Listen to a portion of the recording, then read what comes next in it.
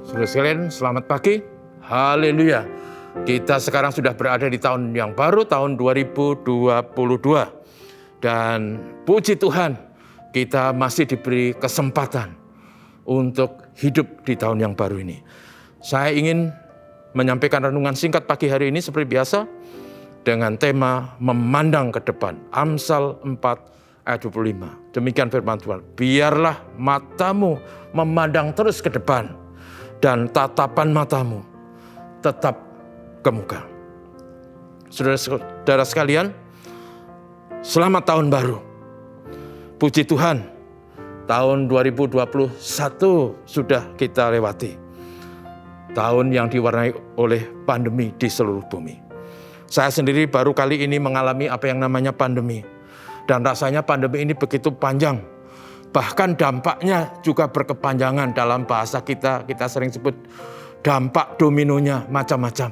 Bukan hanya banyak orang mati dan banyak orang menderita, tapi juga karena pandemi itu membuat berbagai tatanan kehidupan mengalami pergeseran-pergeseran.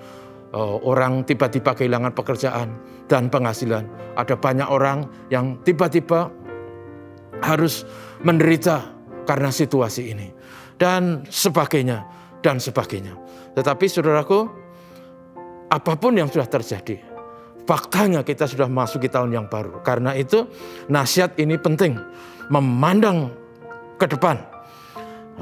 Di tahun yang baru ini, saya selalu mengatakan bahwa tahun yang baru adalah tahun yang penuh misteri, penuh rahasia. Kita tidak pernah tahu apa yang akan terjadi di depan kita.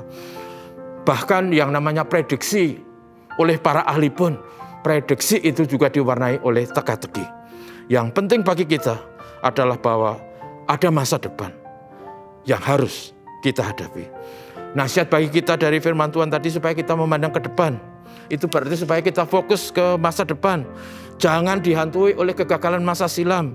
Apalagi yang namanya trauma yang membuat kita susah dan menderita dan takut melangkah. Saudaraku, itu akan menghancurkan langkah kita sendiri. Atau jangan sampai kita juga dibuai oleh sukses masa lalu kita. Lalu kita melangkah dengan optimisme palsu, dengan keyakinan palsu, karena kita dibuai oleh sukses yang kita alami di masa lalu.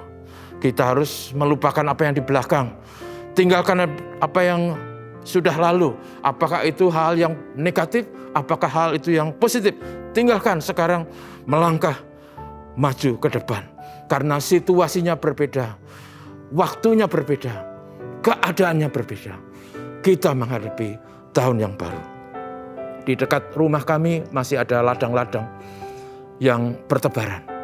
Dan kemarin beberapa waktu silam, banyak orang yang panen lombok dan mendapatkan hasil sangat banyak. Karena lombok atau cabai itu tiba-tiba harganya bisa mencapai 50-60 ribu per kilo. Dan karena itu kemudian orang berlomba-lomba menanam lebih luas, lebih banyak. Yang luar biasa, saudaraku. Lombok itu kemudian tumbuh dan buahnya lebat luar biasa.